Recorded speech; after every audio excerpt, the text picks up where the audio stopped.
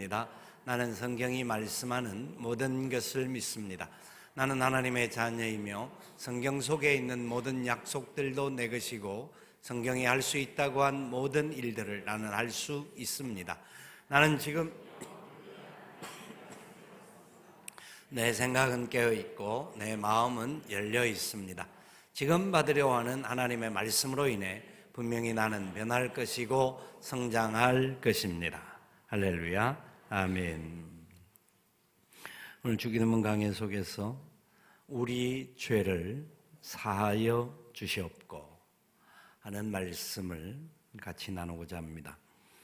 추석 명절 어떻게 은혜 가운데 잘 보내셨습니까? 잘 보내신 것 같아요. 근데 어떤 분들은 추석이 오히려 힘들고 어려운 시간이 되신 분들도 있을 것입니다. 온 가족이 함께 믿음의 역사가 없기 때문에, 아니면 또 여러 가지 다른 문제들로 어려운 부분들이 있을 수도 있었을 텐데, 근데 그 시간 참 힘들고 어렵지만 하나님께서 여러분들에게 새로운 위로와 소망으로 새로운 마음이 되는 합력하여 선을 이루는 그런 복이 일어날 수 있기를 바랍니다. 오늘 말씀을 살펴보기 전에 먼저 레오나르도 다빈치의 이야기를 잠시 드리고자 합니다. 레오나르도 다빈치는 위대한 화가인데, 그가 최후의 만찬이라고 하는 엄청난 작품을 그렸습니다. 최후의 만찬은 예수님의 12제자와 예수님이 식사하는 그 그림을 그리는 것인데, 최후의 만찬을 그릴 때에 레오나르도 다빈치는 그의 라이벌이자 자기와 좀 싸워서 미워하는 동료를 가룟 유다의 얼굴에 비유하여 그렸습니다. 그러니까 그 그림을 그려가는 걸 보면서 사람들이 저 사람은 레오나르도 다빈치와 싸운 사람이다 하는 그런 부분들이 드러났고, 그런 부분들을 통하여서 그는 그 사람을 좀 경멸도 하고, 이런저런 상황에서 여러 상황에 사람이 나쁜 사람이다 하는 표현을 하기 위해서 그 그림을 그렸다고 합니다. 그런데 문제는 예수님의 그림을 그리려고 하는데 이런저런 그림이 진도가 나가지 않는 겁니다. 그래서 여러 상황에 듣고 또 기도하는 중에 그 친구의 얼굴, 이게 가룟 유다의 얼굴로 된 그림을 지우고 나서 하나님 앞에 기도하는 중에 그 그림들이 새롭게 완성되어졌다 합니다. 어떤 책에서는 오히려 그 가룟 유다로 그렸던 그 얼굴을 예수님의 얼굴로 대체했다 하는 이야기들도 있는데, 정확한 진위는 보지 못해서 모릅니다만은, 어쨌든 간에 그 내용을 통하여서 사람 누구에게나 미운 사람이 있고, 미운 사람들을 경멸의 대상으로 분노의 대상으로 삼을 수 있다라는 것을 보여주는데, 그런데 성령의 마음이 함께 할 수가 없게 되어지고, 그러다 보니까 제대로 된 역사를 이룰 수가 없었다라는 것을 보여주는 것 같습니다. 용서하지 못하면 사람은 상처와 미움이라고 하는 감옥에 갇힙니다. 그것이 무거운 짐이 되어지기도 하고요, 그것으로 인하여서 참된 자유를 얻지 못하는 안타까운 생활에 들어간다 하는 이야기를 합니다. 오늘 말씀은 우리가 우리에게 죄 지은 자를 사하여 준 것 같이 우리 죄를 사하여 주시옵고 라는 말씀입니다. 이 말씀은 굉장히 우리에게는 큰 도전이기도 하고 우리의 마음이 굉장히 부담이 되어지는 말씀이기도 합니다. 14절 15절에 예수님께서 주기도문을 가르치고 그 위에 계속해서 연결해서 말씀을 하는 것을 볼 수가 있는데요, 14절 15절 한 번 더 같이 읽어봅니다. 너희가 사람의 잘못을 용서하면 너희 하늘 아버지께서도 너희 잘못을 용서하시려니와 너희가 사람의 잘못을 용서하지 아니하면 너희 아버지께서도 너희 잘못을 용서하지 아니하시리라. 아멘.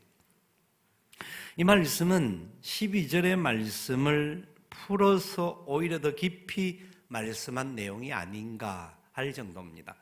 그러니까 주님께서 기도를 가르치시고 그 기도의 구절구절에 너무나 귀하고 핵심적인 말씀을 하시는데, 특별히 12절 오늘 이 본문의 말씀을 통하여서 말할 때는 다시 한 번 더 14절, 15절을 연결해서 너희가 사람의 잘못을 용서하면 너희 하늘 아버지께서 너희 잘못을 용서하시려니와 너희가 사람의 잘못을 용서하지 아니하면 너희 아버지께서도 너희 잘못을 용서하지 아니하시리라.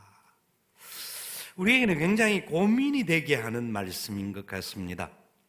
그리고 이 말씀을 따라보면 우리는 그러면 죄 사함을 못 받을 사람이 굉장히 많다 하는 생각을 가질 수도 있을 것입니다. 왜냐하면 이 세상에서 가장 어려운 일이 있다고 한다면 그것은 죄를 짓지 않는 것이고 또한 남을 용서하는 것입니다. 이 두 가지는 죄를 짓지 않는 것과 사람을 용서하는 것은 굉장히 어려운 일입니다. 우리는 이 말씀에 비추어 볼 때에 그러면 이 말씀이 주고자 하는 큰 배경은 그러면 무엇일까? 예수님께서 제자들에게 이 말씀을 주신 것인데 이미 용서함을 받은 그리고 용서의 은혜가 뭔지를 깨달을 사람들에게 이 기도를 주시는 것은 우리 인간은 주님이 우리의 모든 죄를 다 용서해 주셨다는 것을 믿지만 예수님이 마지막 날 그 성만찬을 하는 그때 제자들의 발을 닦아주시면서 내가 너희들의 발을 닦아주지 않으면 너희들은 나와 상관이 없다라고 하는 말씀과 같이 계속하여 죄를 지을 수밖에 없는 존재라는 겁니다.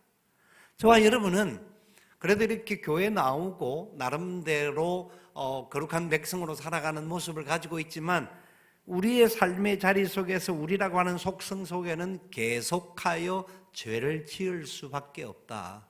그렇기 때문에 죄 용서를 구해야 한다 하는 것이 전제되어져 있는 말씀입니다.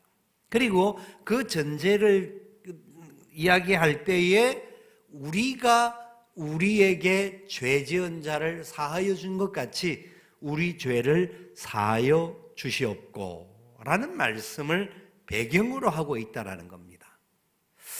도대체 우리는 본래 죄 지을 수밖에 없는 죄인이라는 것은 알겠는데 죄 용서의 근거와 같이 보여지는 우리가 우리에게 죄 지은 자를 사하여 준 것 같이 라고 하는 메시지는 그럼 도대체 어떤 말이냐?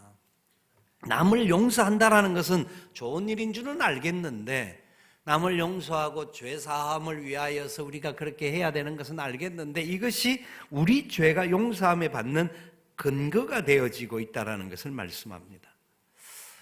다른 말로 하면 주님께서 하신 이 죄 용서에 대한 부분은 이 마태복음과 누가복음의 시제가 다른 부분으로 나와 있는데 그거는 넘어가고요.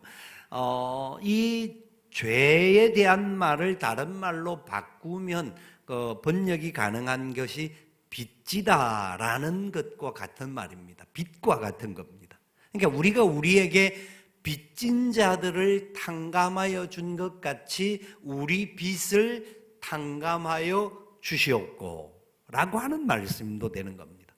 죄와 빚은 차이가 좀 많이 나는 것 같잖아요. 좀 더 가벼운 것 같은데 실제로 빚이라고 하는 것은 개인을 파산시킬 수가 있고 가정이 파산되기도 하고 빚이 많아짐으로 말미암아 어떤 공동체가 파산되어지고 국가도 파산되어지는 그런 상황에 몰려가는 것이 현실입니다. 우리가 빚을 졌다라고 하는 것은 굉장히 큰 부담이고 현실적으로 직접적인 어려움들을 경험하게 되는 안타까움이 그 속에 있다라는 겁니다. 그렇기 때문에 예수님께서 우리가 우리에게 죄 지은 자를 사하여 준 것 같이라고 하는 이 본문의 원죄적인 의미를 빚진 자와 같은 부분으로 설명하고 있는 것은 대단히 중요한 원리입니다. 이 말씀은 다시 말씀드리면 이미 구원받을 그리고 받은 하나님의 백성인 특별히 예수님의 제자들에게 제일 먼저 주신 말씀이에요. 우리가 우리에게 죄 지은 자를 사하여 준 것 같이 우리 죄를 사하여 주시옵고 라고 하는 것은 그러면 이것을 이렇게 풀이해서 말할 수 있는 겁니다. 우리가 우리에게 죄 지은 사람들, 우리에게 빚진 사람들을 과거든 현재든 계속하여 용서해주고 탕감해주며 살고 있사오니 우리가 이런 성량의 사람들이 오니 주님도 우리의 잘못, 우리의 빚을 다 탕감하여 주시기 바랍니다 하는 기도가 되는 겁니다. 자, 그렇다고 하면 이 기도가 진짜 우리가 다른 사람을 용서하는 것이 죄 용서의 근거이냐 하는 부분은 좀 다른 의미입니다. 이것을 생각하면 여러분들 머리가 아파지는데 우리는 절대 죄 용서를 못 받을 사람과 같이 여겨질 때가 많기 때문입니다. 왜냐하면 여전히 미운 사람이 우리 가슴 속에 있고 여전히 우리가 살면서 우리도 죄를 지었는 부분이 여전히 많기 때문에, 그래서 우리가 지은 죄가 그 사람을 용서해야만이 사함을 받는다라고 생각되어질 때 이게 사함을 받을 수 없는 죄와 같이 되어지는 것과 같지 않느냐 생각할 수 있기 때문입니다. 분명한 것은 이겁니다. 먼저 전제에서 살펴볼 수 있는 것은 우리에게 있는 모든 것은 다 하나님이 주신 겁니다. 우리에게 있는 모든 것, 우리의 가족, 우리의 재산, 우리의 모든 삶의 문제뿐만 아니라 우리 자신까지도, 우리 생명까지도 하나님이 주신 겁니다. 그런데 아우구스티누스는 이런 말을 했더라고요. 이 세상 모든 사물 중에 확실하게 우리의 것이라고 말할 수 있는 것은 단 하나밖에 없는데, 이게 아무것도 우리 것이 아니죠. 하나님이 나 주신 건데, 근데 어거스틴은 우리의 것이 하나가 있다고 말합니다. 그 하나가 뭐냐? 죄 짓는 것을 말합니다. 그것은 바로 죄다. 죄는 우리가 택하는 것이고 죄는 우리가 짓는 거기 때문에 그것은 바로 하나님이 우리에게 죄를 지으라고 주신 것이 아니고 죄 가운데 빠지도록 만든 분이 아니심을 우리가 알게 되는 겁니다. 그렇기 때문에 우리가 스스로 짓는 잘못된 것이 죄인데 이 죄가 용서함을 받는다는 것은 대단히 큰 기쁨이요 영광입니다. 성경에 등장하는 모든 인물들, 특별히 중요한 인물들의 공통점을 살펴보면 모두가 죄 용서의 체험이 있습니다. 죄 용서에 대한 확신이 있습니다. 누구든지 자기가 다윗과 같이 위대한 하나님의 종이었던 그도 많은 죄를 지었고 성경에 등장하는 수많은 사람들도 죄값을 가지고 있던 사람들이었습니다. 사도 바울조차도 복음을 위하여 살기 전에 하나님의 영광이라고 하는 전제 아래 엄청난 죄를 많이 지었던 사람이었습니다. 그렇기 때문에 죄 용서에 대한 특별한 은혜를 경험한 사람들이 성경에 등장하는 인물들입니다. 그래서 그들이 용서함을 받았다라는 것에서 용서라고 하는 것은 용서해주는 대상이 있는 거죠. 용서해주는 대상이 그가 받았던 어떤 피해나 어려움이나 어떤 사람으로 보면 막 여러 가지 위기와 어떤 아픔과 상처를 받았던 것들을 가지고 다른 사람들에게 용서해주는 것을 말하는 겁니다. 대상이 있습니다. 이런 대상이 있듯이 이 대상들을 향하여서 우리의 삶 속에 이 용서에 대한 기쁨을 안다고 한다면 용서해 줘야 되고 용서받아야 하는 여러 가지 상황이 나오는데 그런 부분을 좀 더 정확하게 알 필요가 있다 하는 것을 주님이 말씀하시는 것을 알게 되는데요. 특별히 예를 들어서 설명할 수 있는 게 마태복음 18장의 이야기입니다. 마태복음 18장은 용서가 뭔지를 가르쳐 주시는 하나님의 놀라운 섭리가 그 속에 나오는데 어떤 사람이 왕으로부터 1만 달란트의 빚을 졌습니다.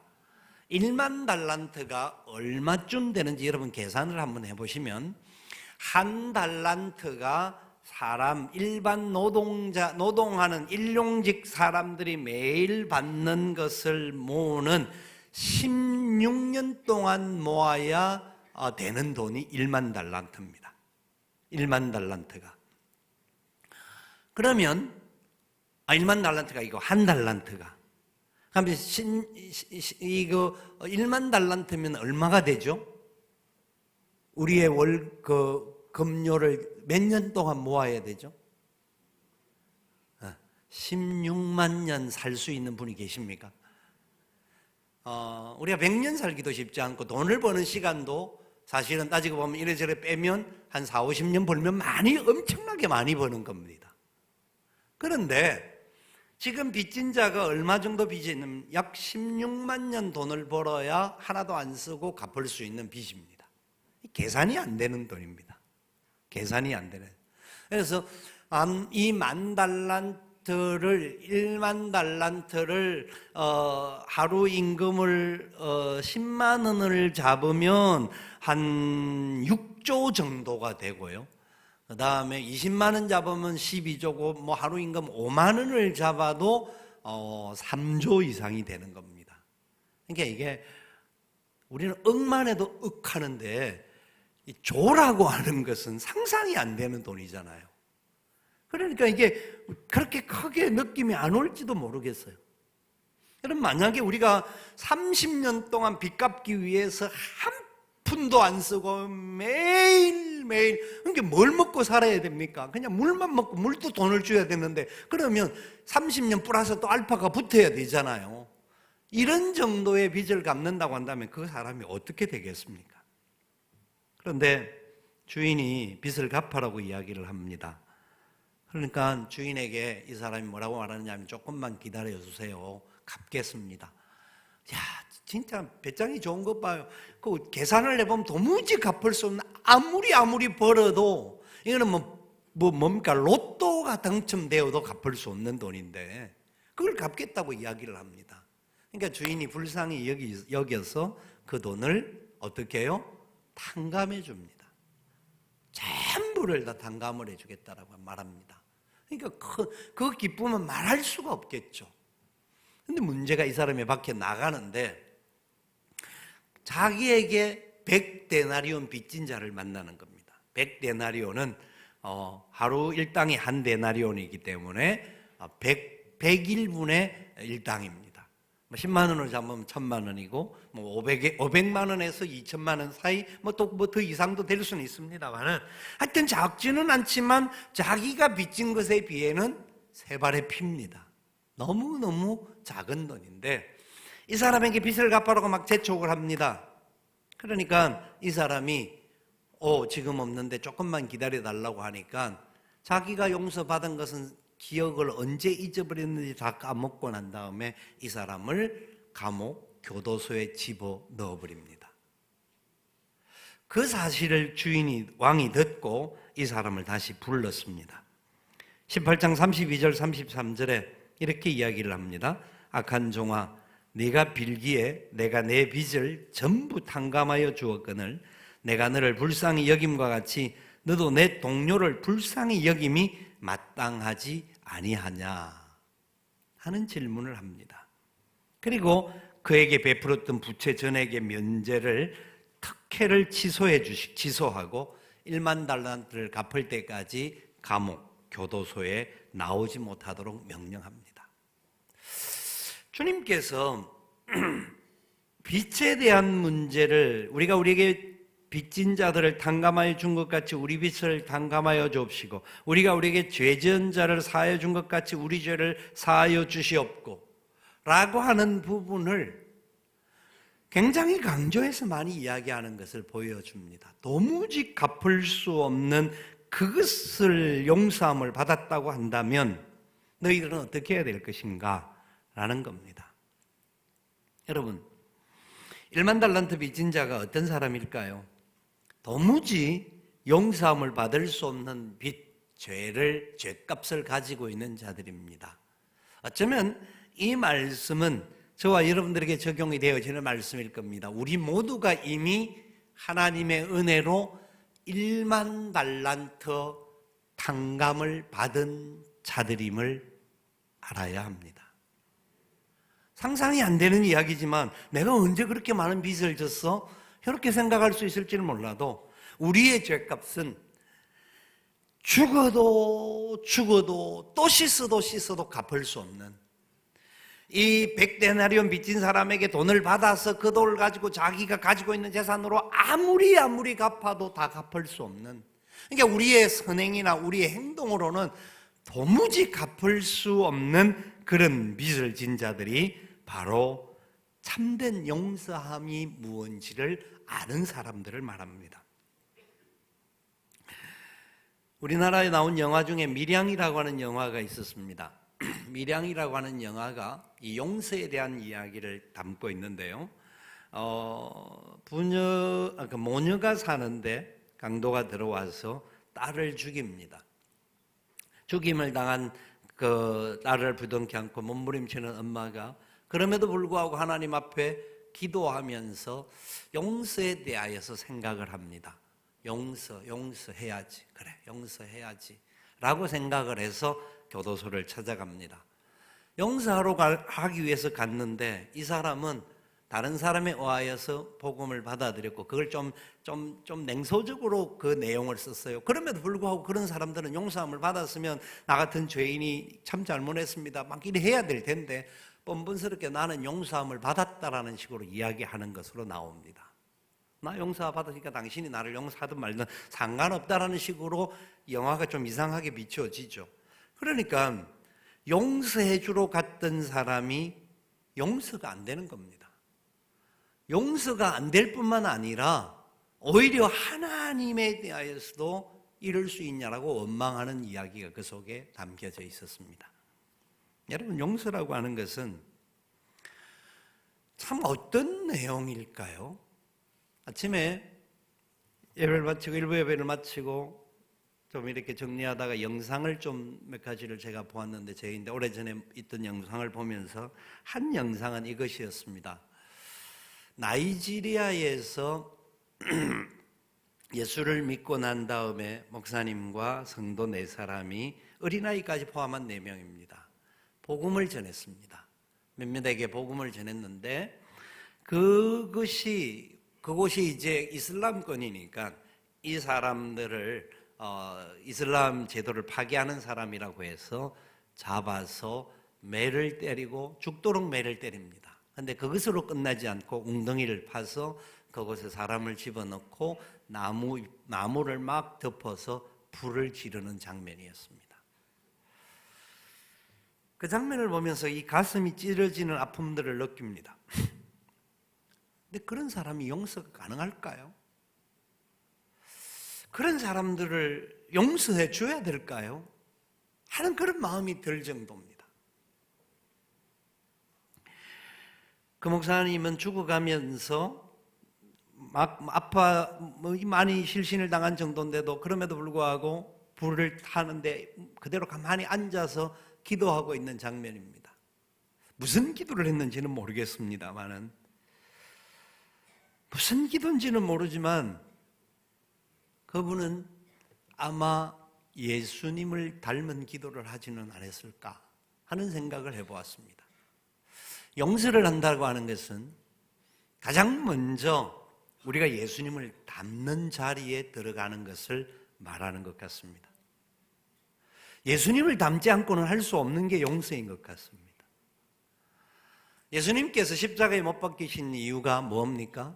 죄가 있으시가 아니고 저와 여러분들 때문에 십자가에 못 박히신 겁니다.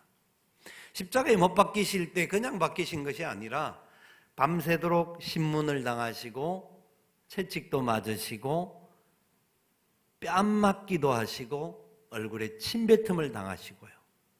그리고 예수님께서는 십자가에서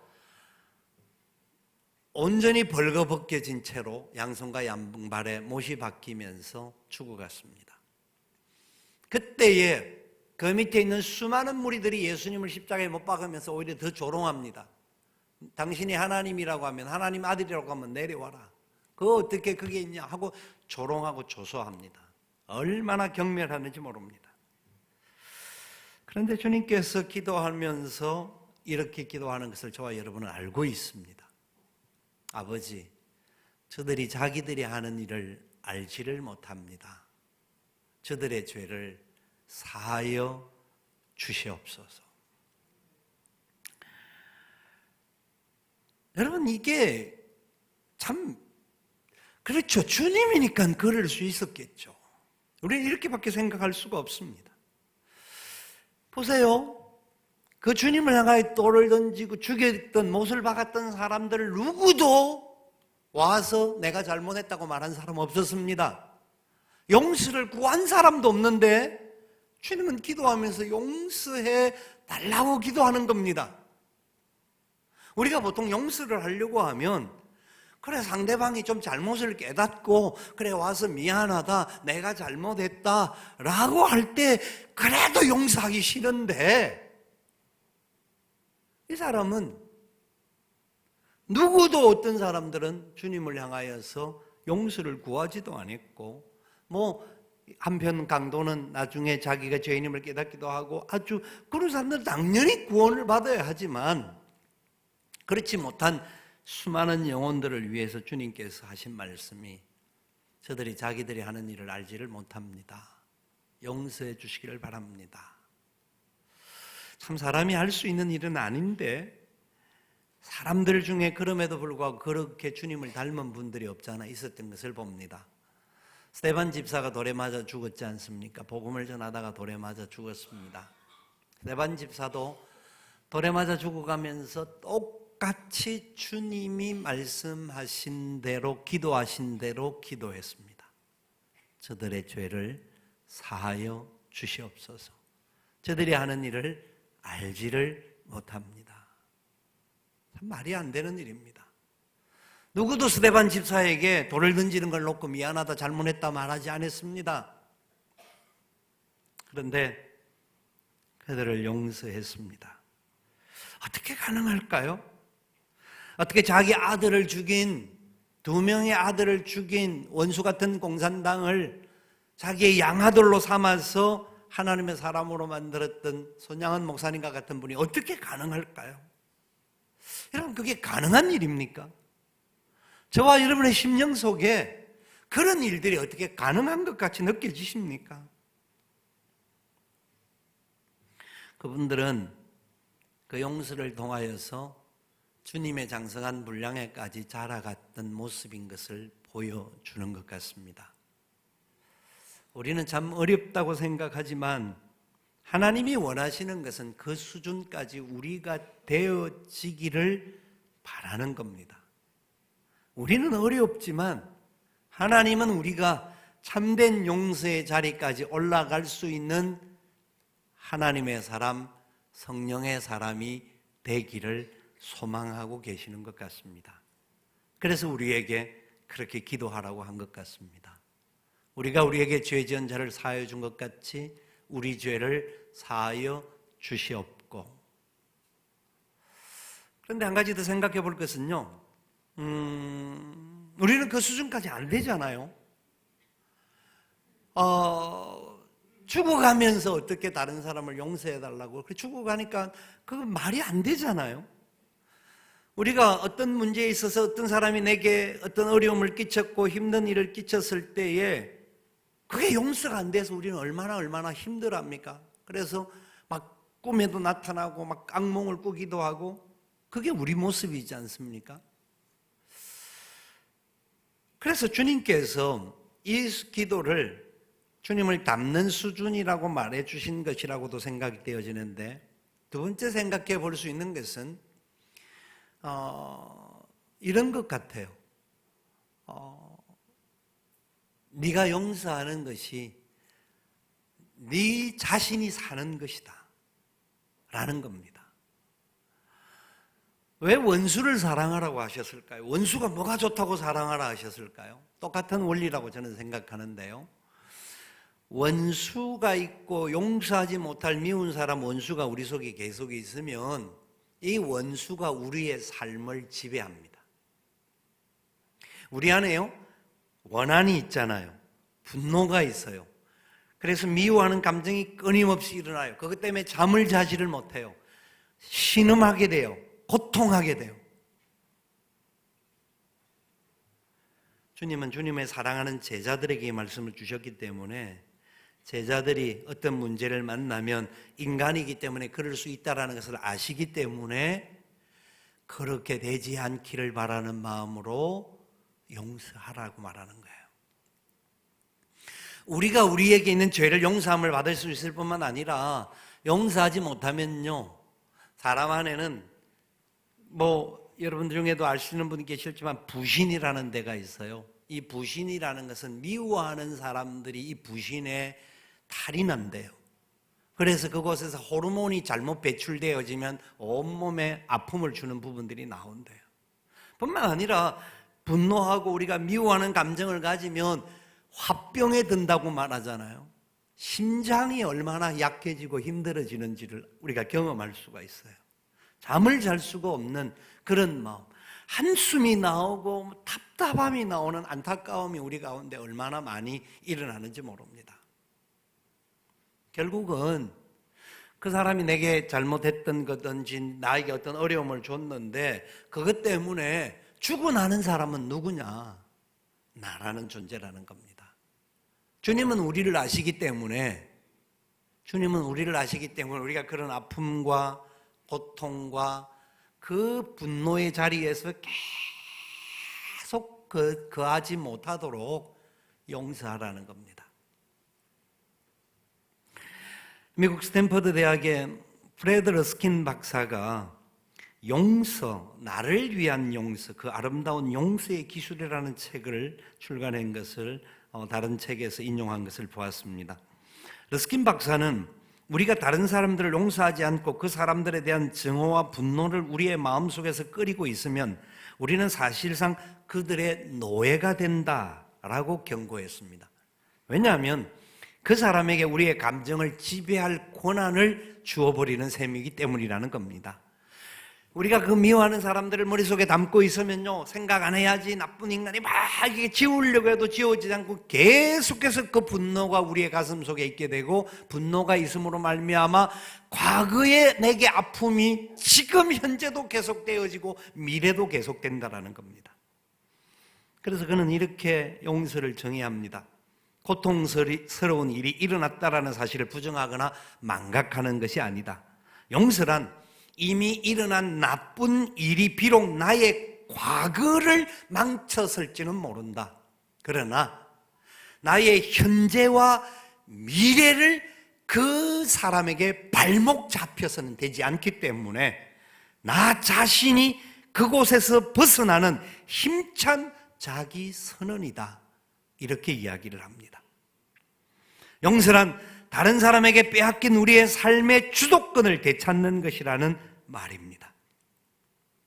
용서할 때에 우리 안에 그 죄의 속박에서, 그런 여러 가지 분노와 저주의 속박에서 자유를 얻게 된다는 겁니다. 용서라는 말 자체가 바로 그런 뜻입니다. 자신을 풀어주다, 멀리 놓아주다, 자유케 하다라는 뜻이 그 속에 있습니다. 반대로 용서하지 않으면 우리는 자유하지 못한 자들이 되는 겁니다. 스펄전 목사님이 이런 말씀을 전했습니다. 만약 주기도를 고백하게도 하면서도 죄를 용서하지 아니하면 마치 그때마다 사형 판결문을 다시 낭독하는 것과 같다. 무슨 말이냐면, 다른 사람을 용서하지 않고 계속 이런 기도를 드린다면 내가 다른 사람을 용서하지 못한 것 같이 나도 용서하지 못하고 죽게 하여 주시옵소서라는 기도와 같은 것이라고 말했습니다. 그렇습니다. 우리가 우리에게 죄 지은 자를 사하여 준 것 같이 우리 죄를 사하여 주옵시고, 주님이 그렇게 하라고 말씀하신 겁니다. 기도하라는 겁니다. 그 기도를 할 때에 참된 용서의 자리에 나아갈 수 있는 은혜를 얻을 수 있다는 겁니다. 사람이 살면서 받는 여러 가지 고통과 어려움, 그것을 쉽게 벗어나기가 어려워요. 그런데 미국의 흑인들 사회가 수백 년의 시간 동안 어려움을 만났지만, 미국의 흑인 지도자였던 마틴 루터 킹 목사님이 흑인들을 향하여 이렇게 메시지를 선포했습니다. 울면서 설교했습니다. 정오를 정오로 갚는 것은 정오만을 더욱 부채질할 뿐이며 캄캄한 밤을 어둠으로 먹칠할 뿐이다. 어둠은 어둠을 몰아낼 수가 없다. 미움은 미움을 몰아낼 수가 없다. 오직 사랑만이 미움을 극복한다. 사랑은 원수를 친구로 뒤바꿀 수 있는 유일한 하나님의 능력이다. 미움을 미움으로 이길 수는 없다. 미움은 본질상 파괴하고 무너뜨리는 것이다. 사람은 사랑함으로 창조하고 세우는 것이다. 사랑은 모든 것을 변화시키는 구원의 능력이다. 우리 모두 다 사랑으로 행진하자. 얼마나 흑인들이 고통과 아픔이 많았겠습니까? 그런데도 불구하고 그들을 향하여 사랑으로 극복하자고 도전을 했습니다. 루트킹 목사님은 총에 맞아 죽었습니다. 그가 그런 죽음을 끝냈다고 끝난 것이 아니었습니다. 그의 가르침은 흑인 사회뿐만 아니라 미국 전 사회를 바꾸는 역사를 있게 하였습니다. 용서할 때에 상대방에 있는 죄악도 용서를 받으실 뿐만 아니라 내 속에 있는 독소도 빠진다라는 것을 말씀하고 있습니다. 사도 바울은 이렇게 도전합니다. 여러분들을 박해하는 자들을 위하여 축복하십시오. 저주하지 말고 축복하십시오. 복을 빌라고 말했습니다. 여러분, 저는 그 구절을 생각하면서 어떤 상황이 생길 때마다 이런 행동을 해봅니다. 누군가가, 아니면 제가 어떤 상황에서 어려움을, 여러 가지 그런 상황이 되어질 때 미운 감정이 든다, 안타까운 마음이 막 들어올 때마다 행하는 것이 있다고 한다면 상대방을 위하여 기도하는 겁니다. 그렇지 않고는 이길 수가 없어요. 그렇지 않고는요, 막 시편의 저자와 같이 막 저주를 퍼붓고 뭐 이럴 수도 있지만, 그건 하나님 앞에서는 뭐 그럴 수도 있겠지만, 그런데 그렇게 기도한다 할지 하나님께 기도를 그렇게 하기 시작한다면 하나님이 결국은 내 뜻대로 마시고 아버지의 뜻대로 되기를 원합니다. 용서해 주시기를 원합니다. 기도하라고 하시는 거예요. 용서 정도가 아니라 그와 모든 삶의 자리에 복을 더하여 주셔서 하나님의 함께 하심을 깨닫게 하여 주시옵소서. 축복하며 기도할 시간들을 갖습니다. 여러분, 그런 기도를 받고 싶으면 다른 사람에게 잘못하면 됩니다. 그런데 그런 기도는 아니고 더 좋은 마음으로, 더 좋은 생각으로 위하여 우리는 서로를 위해서 기도해 줄 수가 있습니다. 그런 사람이 되어야 합니다. 그러나 나는, 여러분들은 만약에 그런 경우가 있고 누군가가 여러분에게 그런 미운 마음이 드는 사람이 생기면 그 사람 생각날 때마다 축복하며 기도하십시오. 용서가 안 되지만 그렇게 하다가 보면 주님이 용서의 은혜가 무엇인지를 깨닫게 해 주실 것입니다. 용서를 함으로 말미암아 저와 여러분은 참된 하나님과 교통하는 자리에 들어갑니다. 주님을 조금씩 닮아가게 되는 겁니다. 주님의 은혜가 무엇인지를 누리게 되는 겁니다. 내 힘으로 할 수가 없어요. 성령님의 도우심이 아니고는 용서의 자리에 나아갈 수가 없어요. 그래서 우리는 그런 용서의 은혜를 우리에게도 일어나게 해달라고 기도하며 나가야 할 것입니다. 영상을 하나 보고 말씀을 마치고자 합니다.